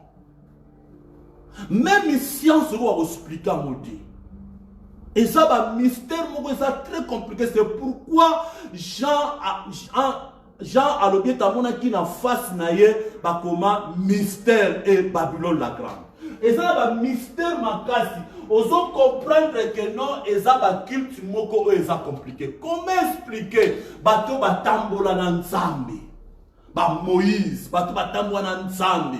Lokola ba Élisée, Bible dit que corps ya Élisée tikalaki na tombe. Et puis Élisée ozaki na double onction ya Élie. Asalaka makambu 2 fois koleka Élie. Mais Bible dit que tango Élisa kufa batia na kati ya tombe. Tant babua kaka moué na kati ya toi bité ki atouché ka corps ya Élisée non babi ka atouché ka mikuwa ya Élisée même bato batambola kana ebakola nya nzambe bien aimé ba corps na bango tango bakufa bazonga mikuwa pona makomia nzambe sa nini ekokisama Bible bito utaki na mabele to sa nini to zonga na mabele moko remarquer kati na église catholique ça ba mystère ba énigme ba biloko eza diabolique bien aimé oko remarquer femme oyo aza tellement adorée ba adoraka parce que et quand vous êtes catholique comment vous doit kufa na année 700 métiers le loco des ara intact même les sciences pour expliquer à mon dit. Même ici, je vais expliquer à votre côté. Le corps à Moïse. Bible le bien, tu vas où la corps à Moïse. C'est que Moïse a fait. Mais bango ba corps na bango, ils ont toujours intact. Ce qu'on t'a dit le corps à vivant. Amen. Amen. Parce que tellement ébélé. Oh, ils ont 1859. Tant qu'on a fait. Si le corps na ye eza état. Jean-Marie. Ye corps naye et ça la basilique mon en France. Corps n'est intact. Apolate, akufa apolate. Oyo kilt ya modèle ni. Basambela ka nzambe ni. Isa ba mystère ya. Isa lokola punition. Mbadinga na kufa na pola na ngai. Apôtre Paul a dit était corps na biso tango bazo kundango tango ekoseko na corps moya gloire. Amen. Il faut ba kunda banzoto na biso ya lokola semence oyo ba loni na mabele. Amen. Amen. Tango ekobota sous semence ekobota nzete. Amen. Il faut to sekwa bien mais to si dégager na corps oyo eza humain. Amen. Alors dans l'église catholique on remarque ba mystère ezali bele surtout du oyo. Papa Rafaboye baye. Oh Padre Pio.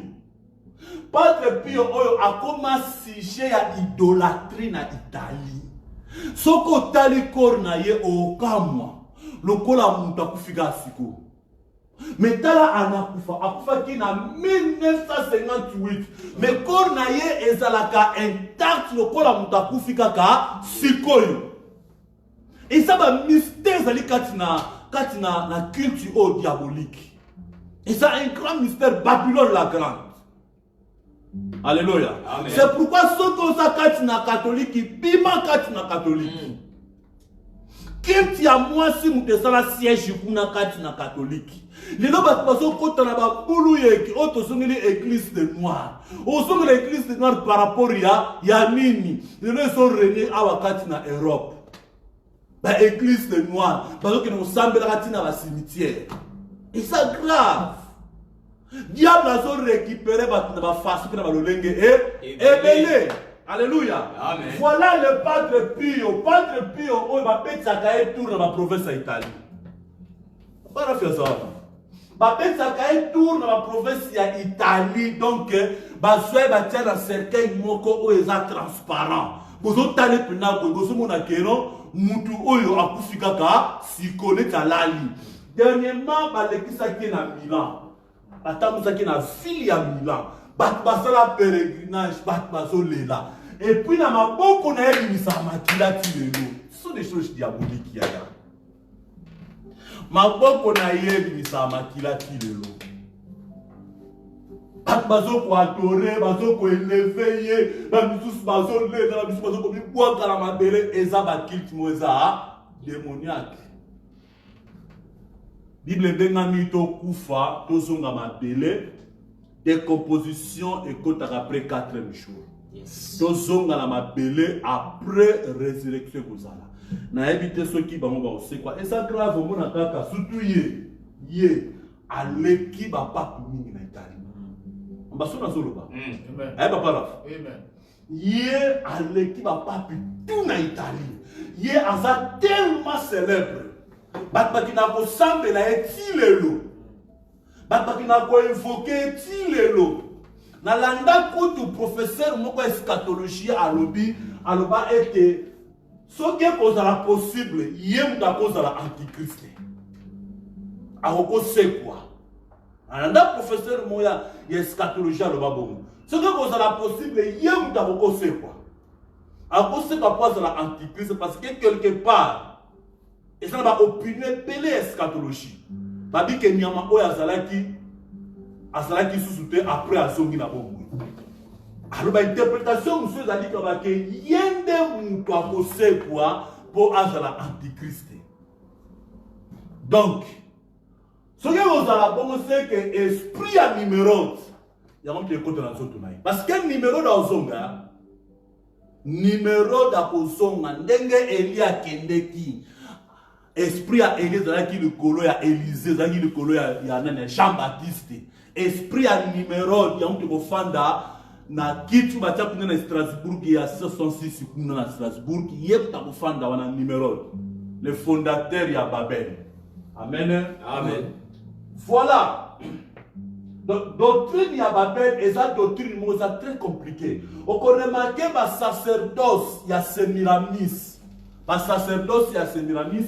Botala ndenge bazalaki olata Dagon bazalaki olata bazalaki na symbole oyo donc Donc chaque culte qui a un symbole pour représenter un symbole, il y a Dagon. Mais, Bangonios Bazo pour adorer princesse Yanini, il y a Sienne. Vous comprenez? C'est que l'église catholique, elle est remise à Salaki. Pour le symbole, il y a Dagon. Ah, on a souka, vous avez dit Watati. Forme ya poisson, vous avez dit? Oui. Ah, les hommes, nous avons poisson dans l'école. Vous avez dit? Nous avons poisson. Voilà. Si vous avez dit, au monde, il y a un bikoti, il y a un papa balataka. Vous avez dit bikoti? Oui. Bikoti, il y a un tala awa. Vous avez dit, sacerdoce, il y a Dagon. Yé. Awa, vous avez dit, bikoti, il y a un papa lati. Vous avez dit, papa? Nous avons bis. Tout à fait, tout à fait. Oui. Donc, nous avons bis, Mitra. Mitra. Ezali kombo ya déesse Semiramis. Ce que vous avez Mitra ezali kombo ya déesse oyo ba adoraka na ciel Semiramis. Na ba kombo ya ba langi mususu ya mokili. Alors pape alataka Mitra oyo ezali munoko ya poisson ya kilti ya Dagon. Ozomona ba symbole eza clair ya.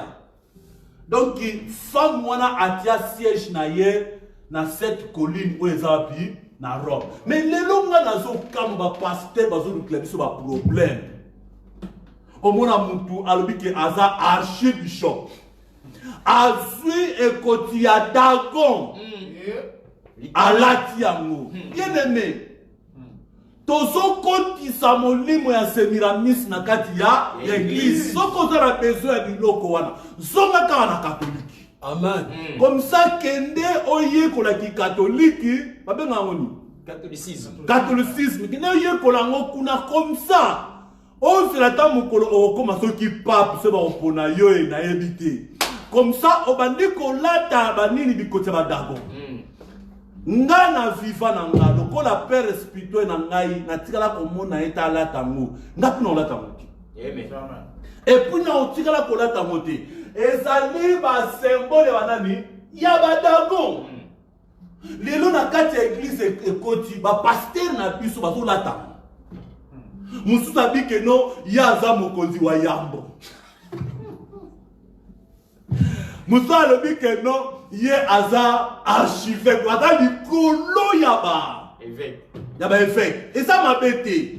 Zala na yo bongo. Mais kolatela biso teni ya Dagon te.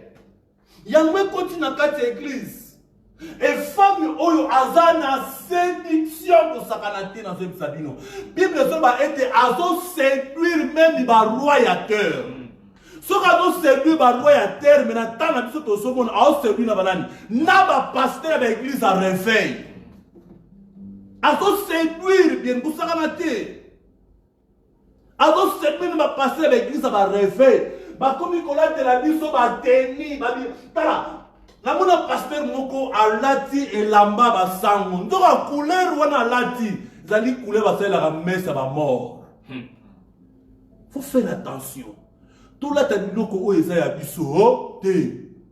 Na bise pasteur couleur olati zali couleur ba sala la messe ya ba mort. Faites attention. Mais hier aille pour célébrer Sainte-Seine. Aïe pour célébrer Sainte-Seine, mais à la teni où ils allaient couler à messe ya ba mort. Faut te faire attention. Babi loko eza biso to tika momo musika tala tokeba. Bana ba prophète bayoka kinini nzala. Bongo te. Bongo. Bana ba prophète bayoka nzala. Au lieu bakende ko somba biloko na supermarché bakota na zamba.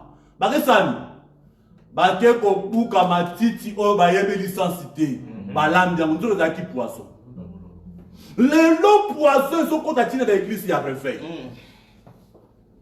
ba poisson so kota. C'est pourquoi il faut tous être très prudent. Ba protestant ba tike la biso col pastoral et kokina ngombadi nazo telemela bilamba il y a service. C'est très important. Tout là, tu as tenu à service. Nous avons préféré ce qu'on a tenu à service. La tante s'emballa na yo. Mais et ça n'a signe à catholique. On a dit tenir na yo ya service. Ce que la noir, gloire à Dieu. Ce que tu au moins croix. Oh, ils ont dit peu symbole. Il y a Tammuz. Croix, ils ont dit symbole à Tammuz. Mais Christ a triomphé qu'il est colonne d'amour. Mais ceux qui t'ont la croix, et ça m'a bêté parce que ils ont dit symbole, il y a christianisme. Et ça m'a bêté. Mais toqué par la tenue, la couleur. Aujourd'hui, ta couleur, moi, ma colo. Amen. Amen. C'est pourquoi il faut qu'on soit la prudent. Voilà, vous avez l'image. L'image est ça claire et puis zoloba. L'image est ça claire et puis ça limite. Et zoloba. Amen. Amen. La église catholique, il y a que ça pour yaya. Keba qui est pagan dans la catégorie soit. Et poison lelo et koti na kati yaba église. Na mona serviteur moko a koti na bureau ya père spirituel nanga. Na ti soka zola nanga. A kota na bureau ya père spirituel nanga. Tango a koti na kati ya bureau, nous avons na grande conférence. A kota na kati ya bureau à la ta col pastoral. Mais ni nyoyo. Ne wana ba koti wana ya pembe wana. Atika ngo ya kufungwa na kebisa vie parole me vie yaza tata ya kondima na mboka oyo ko makama be fale kutunga de na salama exemple ni na opese pa na biso ba chaîne tozoya yo oye na kati ya événement makasi be oloko ta col pasteur fanda de otika mutu be nini kutu ne kutu na libanda lelo oti na mona ye na kati ya ville na mtamba na teni à service ngabime oezali kama ala ta teni à service yaba sango autant que vilango chumika et ça grave il faut tous là-bas ba modèle alléluia Amen. donc il doit que na teni ya dagon et ça culte moko est très compliqué et puis culte moko est diabolique. Là, bah image solo va clairement. Bah si les a épelé, bah si les a diabolique. Et ça épelé, oh ils ont te montré que les a quitte n'a pas sauté. Ils a quitte n'a pas sauté. C'est vrai que chaque service ils a tenu na ba soda ba na ba tenu na bango. Ba médecin ba na ba tenu na bango. Ba policier ba na ba tenu na bango. Ba pilote bazala batini na bango et ça important biso peto ça na batini na biso mais to la tanyo sauter sur to lamba poison ndenge bana ba prophète ba lokota matiti combien de personnes bazolo matiti bazolo lamba na bani na banzungu bana nzembe bazokufa na mususu neti mo apesa témoignage abim da pesa ki kindokeza sango comment expliquer à lui kindoke pa ya sango aye nango na kati ya église ndoko isaba mélange et so kotati na kati. T'as la femme où il y a la séduction makati. C'est pourquoi il faut tous à la très éveillé ba ancien. Il faut tous à la éveiller na séduction oyo. Parce que séduction est pour ça la être au monde en zambété. Combien de personnes parce que là là cimetière. Moussa qui là la cimetière pas zo et pas kolami. Père spirituel nga a expliqué nga du solo ya serviteur moko. Hein? L'histoire serviteur à l'Isani, avec Sangaï Totan, le serviteur Ouana, Zoé Baengabi, au moins le serviteur Ouana, Akufaki Ponani. Akufaki parce que l'église Mokwe Banda, qui t'a me bandika à la moitié Tamuki, l'église à Mwekoli. Batongi, temple à Nene, Bongi Sanki Toko. Mais tant que comme il tourne, Abi maintenant comprendre comment ils ont évolué mais ça ndé bon Fernando ça va dans mes maillots et pas ya mundel mon tazo aider du son là il pas mundel a proposé 500 000 euros 500 000 dollars Abi ça attends ayo qui pour bon problème ça mais pour na personne bon il faut na coucher na yo sur mon place ni toko mélange et zo kota na makambo ensemble il faut tous la très prudent pas ensemble tous la très éveillé parce que séduction à ma paix et ça makasi moi si oyo azana ba adepte azana ba disciple na ye oyo azotinga partout pour na ko servir c'est pourquoi Christ alobaki soki tangana et kozala breviete pour na ba eli ndem tobikati c'est notre temps Il y a séduction totale. Alléluia. Amen. C'est pourquoi toke balabilo kona na bango. Toko remarquer même na ba hôtel na bango et na ba signe diabolique. Et ça presque partout. Bilembo ya monde amuli, ya monde obscurité. Hein? Par exemple, yo monika que non, papa la take ekoti. Oyebiti na moti. O ngapela la tam. Yebiti na ekoti na ya lati. Oh, ekoti o ya lati, ils ont représenté Saturne. Oyebiti na moti ya lati ekoti yo pour kine ko somba. Il faut tous à la prudent. Il faut tous à la très éveillé. Bateni oyo, tala bateni oyo. Et ça là signe, il y a ba nazi. Hein? Oui, ça va signe ba nazi. Vous savez mon oui, ça va signe ba nazi, tala drapeau ya Hitler. Signe moi ya oyo. Hein? Et ça là ba signe ba nazi. Et ça là ba croix mo ko ça renversé, ba biloko mo ça très compliqué. Alors yo que so bateni wana. Somba mais tala bilemboni nezana na kati. Kolatela bilatela la tela parce que séduction eza makasi satana aboyi kokufa ye moko. C'est pourquoi azo séduire tout le monde pas qu'il n'a perdition. Yes. Alléluia. Amen. Il faut être toujours prudent. Par exemple, tala ba image. Tala ba image. Na teni ya nani? Ya pas. Vous avez l'image mango. Na teni ya pas bien mon. Oyo ezali femme Europe. Oyo ezali femme Europe. Image européenne, européen, batia yango partout. Batia yango bisike bele image ya mwasi oyo. Oyo ezali femme Europe. Azui symbole o batia na ilamba na. Donc ils ont représenté culte ya déesse. Ils ont représenté culte ya déesse. Sikoyo ozui elamba ya boye, osali osombi pour la tempo couleur ya or. Or ils ont représenté royauté. Nana yebisu. Otali basini za nakati. Alléluia. Amen. Tala, batu msusu basi retrouver na enfer parce que balata ki bilemba mondia la teneur. Délivrance moi ça mène à Paris à minanga propre prophète Alexis. Famille moko bazala bien. Bake ko luenda ko mona parti ba kotina ndaku wana mwana liboso akufi. Mwana ni bala bando pelas, bandiko pela ndaku mobimba. Bakenda mona selo na prophète Alexis ayena sika et pas ko la mi fort. Ba benga prophète Alexis na kotina kati appartement na Paris. Tanga akoti mo limo na nzambe afungoli emiso. Amona ba papier ba tira na ba mire, ba tira mo mire na France. Ay papier ni mire. Un papier peint, voilà, voilà. On va pas mis dans la mire. Là, on appelle la Belgique, bah, ils ont mis en France. Italien, ils ont rare. T'as le monde à tirer à moquer. Si le prophète Alexandre le dit, Abibon l'homme la papier wana. T'as pas l'homme la papier wana. Na signe la papier, ba déclaration, ba signe diabolique. Mon tunnel sur la côte en andako aux malheureux. On nous couffe la balle. Donc il va déclaration papier pewana. Et bon bien. C'est pourquoi il faut que banabasine. Tant que bazo sala bilamba oyo, et ça la déclaration, et ça la maloba oyo loba madikolo ya bilamba wana. Yo lati et lamba ya service. C'est bien, mais basine wana ezoloba. Et au lieu d'attirer le monde en ensemble, ils ont attiré le monde en obscurité. Monde en molili. Alléluia. Amen. Alléluia. Amen. Libota wana, ba ko soit délivrance dans dire à monde ensemble. C'est pourquoi il faut être prudent. Quand on a fait na biso mo concert angélique na Italie na Piacenza.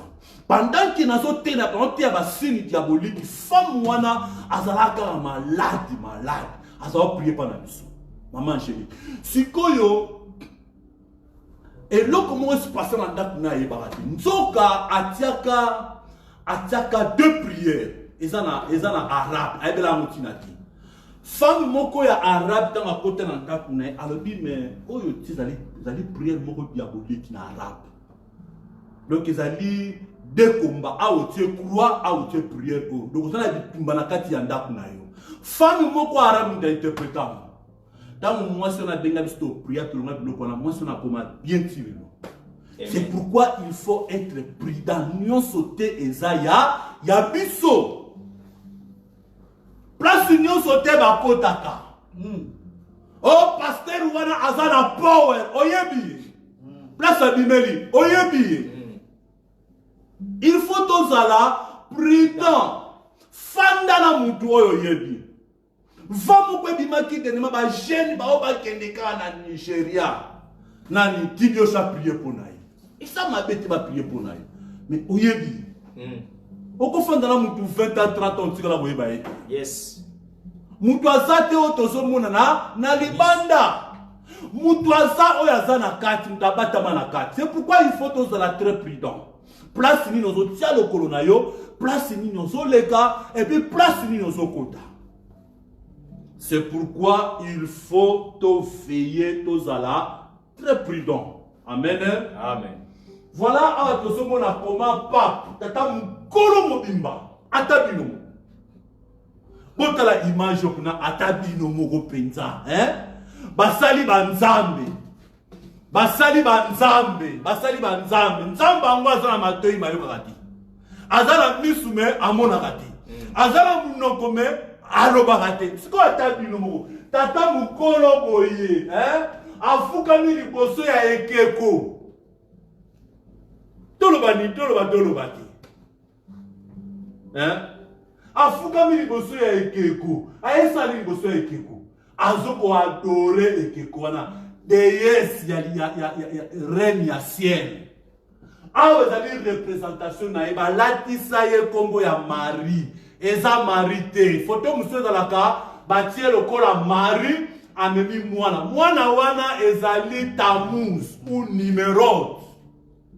Mwasi wana mwasi oyo ezalaka Semiramis. Ezali kit ya mystère ya Babylone. Donc siège ya mwasi wana Bible lobi afandi likolo ya cette colline. Asa na Rome. Lelo esprit na Rome. Et akitaka na Rome ezalaka le 15 mai. Non, le 15 avril. Le 15 août, pardon. Le 15 août, mwasi wa ayaka na basa la Pâques. Kusaka na te. Ngamu kona kotaka na basilique ya Saint-Pierre, grand sœur nanga Nelly aza témoin. Tant na kota na makolo vimbanga na bela banda une semaine. Tant na zo bima makolo vimbanga. Yo na kenda ko kota na sala visite place moko il fallait pas. Bien aimé, kuna na kati. Papa Freddy, on sentir ma chair de poule sous qu'ils ont tellement. Na ebisi évangéliste alo tobima noki tobima parce que alo eza compliqué tobima pa kuna bakoli musayo kuna sokoti kuna bakoli musayo mukilipe ebite keno okota kuna eza place ba grand ya monde bakina okota kuna bakine ko adorer bazoko invoquer ba esprit wana kuna se ba esprit eza epele ba place mondiale cimetière église catholique dans la misée place batia bibembe et dans l'église cité il y a la basilique et puis dans la misée batia bibembe pas bibembe. Amen. Amen. Alléluia. Amen. Nani mokonzi na biso Yesu. après te expliquer comment drapeau ya Europe ezaka na 12 étoiles te expliquer ngo na ba enseignement na biso. Alléluia. Amen. De expliquer pourquoi Eza a 12 étoiles. De expliquer le mystère où Eza est belé. Mais, na osenga yo osangati. Donc, comme il y a souka ya kilt na biso. Amen. Amen. Betela isi maboko makati.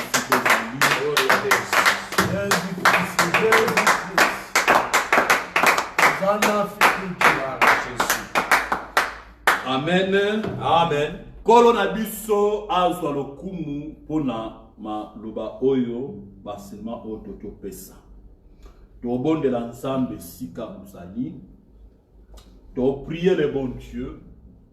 Nzambe épargné biso na séduction ya femme oyo. Nzambe a réservé biso. Tobondela nzambe. Biloko na bango. Et se retrouver te kati na biso. Basini na bango. Tobonde la nzambe. Nzamba bomoy.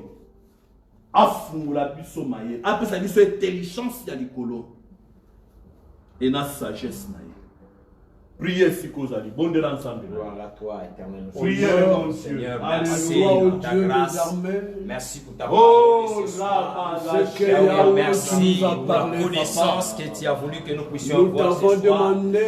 Nous te bénissons, grand Oh, Père. gloire à Oh, toi, Yahweh, pour la Jésus. révélation. Ce Nous te message, bénissons, et Seigneur, Papa, pour nous ta en parole. avons Nous te merveilleux. bénissons, Nous Seigneur de avons gloire. compris que le Car monde tu est sous enseignes ton peuple la à ses séduction dons. du Yahweh, Sémiramis. nous te bénissons. car Celui tu es s'est nommé merveilleux. Marie. Merci Que le pour monde ta est en train parole de ce vénérer, soir, Papa. Seigneur. Merci pour ta Des parole. grands rois, Yahweh, le nous te président bénissons de ce la soir. terre, Et même nous des hommes épargner de Dieu. contre la Et séduction des églises de la sont haine tombées du dans la nous séduction. épargner contre la séduction de ce monde. Yahweh, Et nous épargner contre la séduction mélange de arrive. la gloire. Oui, C'est des qu'on appelle cultes païens de ce monde. l'œcuménisme, Yahweh, Papa. nous nous remettons Nous de prions tes les églises. épargne-nous, Nous avons Seigneur de l'obligation gloire. de célébrer des Épargne-nous, cultes épargne d'hommes ton peuple. en faveur de ces méradités parce qu'ils sont alliés à Oui, l'église catholique. accompagne-nous pendant que nous sommes encore sur Nous cette avons terre, compris, Papa. afin de ne pas tomber Nous Yahweh, nous dans la voulons célébrer de l'église. afin de ne pas Nous tomber nous dans la voulons séduction. célébrer des cultes. Alléluia. Nous abandonnons Dieu, tes saintes sous l'inspiration du signes Saint-Esprit. de cette Parce que séduction, les hommes Yahweh, vont nous soient au imposer. loin de nous, Parce que au les loin monde de nos veulent de familles, nous. au loin de Dieu l'église, attend de nous. au loin de tout ce que nous possédons. Que rien Au d'autre nom ne de se Jésus, trouve en que nous, les Seigneur. esprits qui restent Signe derrière, leur Seigneur, façon tous les de parler, symbolismes leur de pratique, la haine du Seigneur. ciel. Non, Et cela soit au loin de ces nous. choses. Au nom de Ne Jésus-Christ. pas nous, Seigneur. Au nom de Et nous nous Jésus-Christ. confessons la solution. Nous nous confessons à la personne. Ouvre-nous par Ouvre-nous par Rien ta puissant. puissance. Alléluia. Au nom de Pour hériter le Jésus-Christ. salut de Dieu. Yahweh, nous refusons le culte d'homme. Au nom de Jésus-Christ. Que le culte du bon Dieu. Au nom de Jésus-Christ. Merci pour la maloba na yo. Maloba na yo eza fi oyaki pona biso. Amen. Maloba na yo nzambe fungula encore intelligence na biso. Epesa biso sagesse à likolo. Alléluia. Yahweh épargne biso na séduction, oh Dieu. L'esprit à séduction ya Sémiramis. Oyo ezali kotambola lokola mipepe ezokota ntina baeglise ya réveil, Seigneur. Père éternel, épargnez biso nkolo, réservez biso quelque part. Réservez peuple na yo, épargnez peuple na yo nzambe, afin que tokuwa na séduction oyo te. Na kombo na Yesu mpe tolobi amen. Azongisima loba pa ya modérateur tobeteli so maboko makasi. Gloire à Dieu. Gloire à Jésus, gloire à Jésus. Nous disons merci à notre Dieu. Merci pour la grâce de ce soir et merci pour ces enseignements combien profonds. Bien-aimés dans le Seigneur, la Bible déclare: mon peuple périt par manque de connaissance. Par faute de connaissance, le peuple périt. Et nous bénissons le Seigneur comme il a disposé son serviteur ce soir pour nous enseigner. C'est vrai, si nous augmentons la connaissance de la parole de Dieu et si nous sommes dans la révélation, nous n'allons pas nous perdre. Amen. Merci Dr Henri Cephas pour ces enseignements et ces révélations. Nous bénissons le Seigneur pour cela. Merci à tous nos bien-aimés de partout dans le monde qui nous ont suivis en Afrique, en Europe, aux États-Unis, un peu partout. Que le Seigneur se souvienne de vous pour ce moment que vous avez partagé avec nous, bien-aimés dans le Seigneur. Je suis convaincu que nous n'avons rien perdu tout en écoutant ces enseignements. Amen. Et nous sommes à la deuxième session. Il y a aussi une autre session qui va suivre le dimanche prochain et une quatrième session pour clôturer ces enseignements. Si nous sommes réellement enseignés, nous allons nous positionner dans la parole et résister à tout ce que la séduction de ce monde nous propose. Bien-aimés dans le Seigneur, donc nous vous invitons à participer encore davantage le dimanche prochain pour faire la continuité de ces enseignements. Nous sommes dans un continent où ces choses règnent et sont visibles. Eh bien, nous devons être prudents, enseignés et nous positionner dans la parole de Dieu. Merci beaucoup à nos bien-aimés. Merci au docteur Henri Cephas, notre orateur du jour. Merci à Ancien Raphaël. Merci à Papa Freddy, le combattant. Il est toujours présent. Oui, il combat dans la foi. C'est pour cela qu'on l'appelle le combattant. Il est toujours présent. Merci à tous les serviteurs qui nous ont suivis. Merci à toutes les mamans, les papas, les jeunes. Nous nous donnons un rendez-vous ce soir à 23h30 pour la prière des chars de feu. Nous avons dit que nous n'allons pas abandonner jusqu'à ce que nous puissions traverser cette année. Et à 23h30, rendez-vous dans la prière des guerriers aux chars de feu. Nous vous disons merci pour votre disponibilité, pour la connexion. Soyez bénis, restez bénis. Que ces enseignements ne nous donnent pas la peur, mais plutôt que cela nous positionne pour marcher et suivre cette vie chrétienne que nous avons vers le royaume. Ces enseignements ne viennent pas pour nous faire peur. Ça, je le garantis à nos bien-aimés qui nous suivent, mais que cela augmente la connaissance afin que nous puissions savoir dans quel temps nous vivons et dans quel espace territorial nous sommes. Et c'est bien d'avoir ces connaissances pour pouvoir se positionner. Merci Seigneur pour tout ce qu'il a fait pour nous. Et nous vous disons merci et une très bonne soirée à vous. Rendez-vous à 23h30 et dimanche prochain le 24 dans le même heure. C'était vos frères et sœurs, vos frères à l'église et le bon pasteur à Liège. Nous vous disons merci et bye bye. Que le Seigneur vous bénisse abondamment. Amen. Amen.